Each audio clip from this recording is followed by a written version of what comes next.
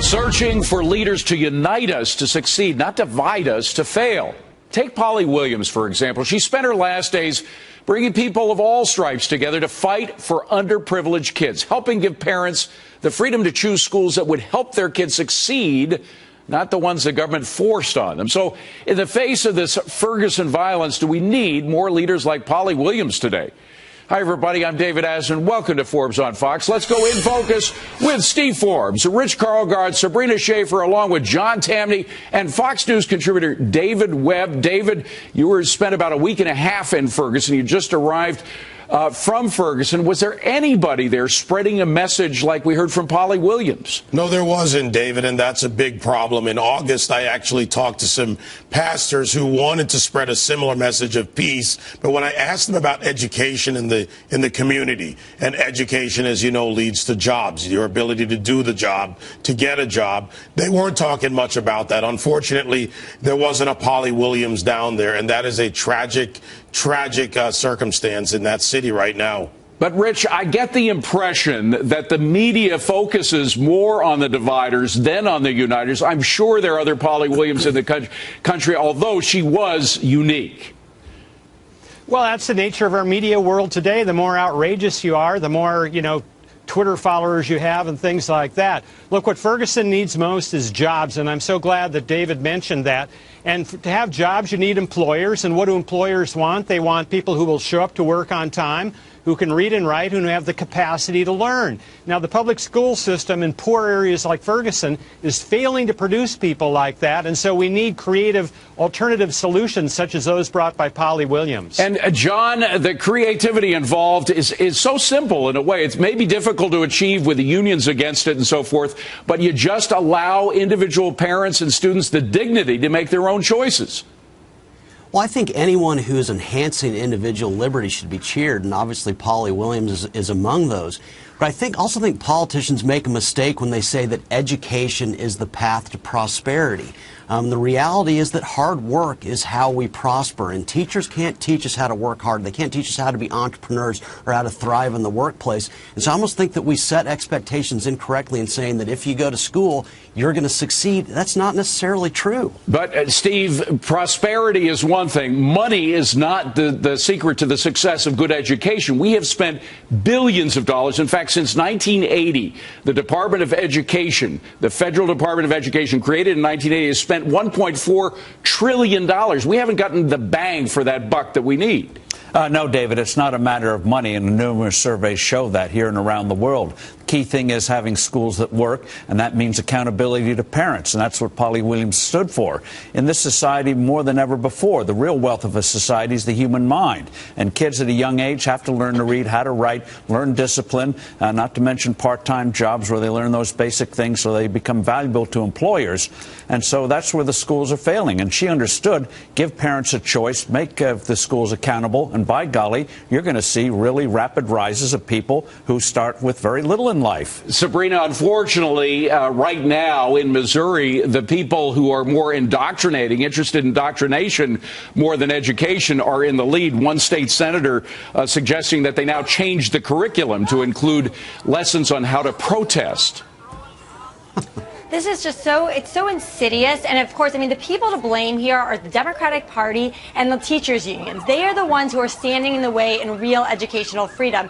The fact is that our government-run schools are literally some of the most insidious parts of our progressive government bloat. The reality is, as Steve has said, as Rich has said, and I actually disagree a lot with John here, is that we want to be able to give people equal opportunity to access. And that's something that we simply don't have. And if we want to really get at the root causes of poverty, we absolutely have to expand educational freedom options. John, go ahead. It's tossed to you.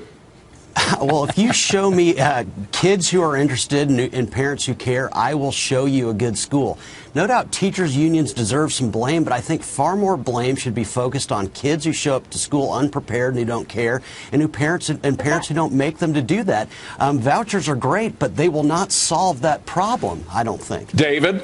There's so much I could throw in here, so I'll just hit it in bullet points, David. Yes, you have to have options. You have to have choice. This isn't just about vouchers. On top of that, the kids need to have a family that's a family structure, whether it's a blended family, mother, father. Who was Michael Brown before he got into that incident. It wasn't black or white. That's the accident of his birth. But who was he before he got into that incident where he decided to fight with a cop? On the education front, there's a simple example. I saw it in Ferguson. One gentleman walked by my camera position, big sign above his head. He spelled the word liar, L-I-E-R. A big sign. This was something he took the time to write out, but he actually couldn't write a simple word correctly. So all these are elements, and yes, they're ideas that we need to push forward, whether it's the money in the backpack attached to the kid. Don't let the perfect be the enemy of the good. If you save 5%, 10%, next time you might save 12%. You do everything and you combine it and you localize it, which is where Rich, education I see is. you nodding your head yes. Go ahead.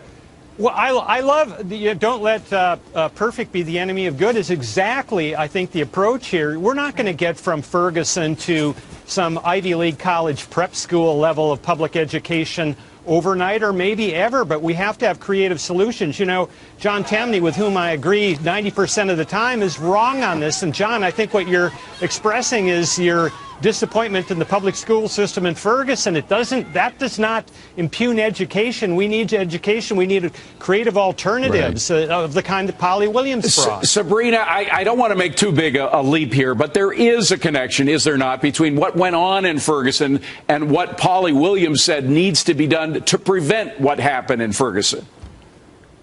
Absolutely. Look, as David said, as others have been saying, we have two things to deal with. We need to have actual family units that care and provide support for children, and then we also have to have opportunity for them to get education, and so that they can have an equal chance at life, right? So this is not rocket science. We just have bad policies in place in many instances. And one of the things is that we think that people are all going to be motivated to make changes based on sort of an ethical or moral argument. Right. The reality is we're not. You know what people are motivated by is costs. Saving taxpayer dollars. That's what gets people to support educational freedom. And Steve, that's what we should really be talking about. Steve, the vouchers bring together families in support of their children in a way that public education generally doesn't. Public education, you send your kids away, the government takes care of it. With vouchers, the family is very much involved in what happens to the kid. Yes, and it takes a handful of families, handful of mothers and dads to be an influence on other parents who say, gee, maybe we can do better.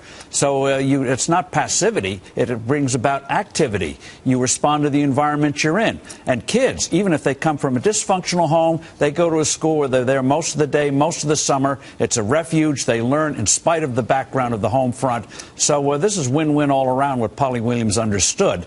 So, David, it's not, to come full circle, it's not a big leap to talk about Polly Williams, what she was doing, and talk about what's happening in Ferguson. It's absolutely not a big leap. Matter of fact, it's an important leap that we take. First of all, when you look at choice and the choice movement in America, vouchers, money in the backpack, other programs, they help the poor children. The people who are rich that have the money, they can afford the prep schools. And one other example, right by the Target parking lot where all the SAT trucks are, the satellite trucks, you go down Lucas and Hunt Drive Road, there is a beautiful prep school.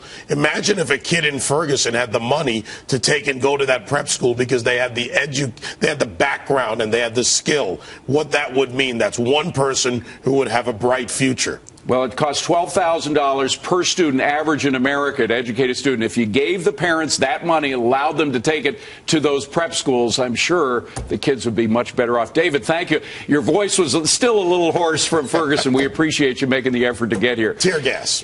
Okay, that too.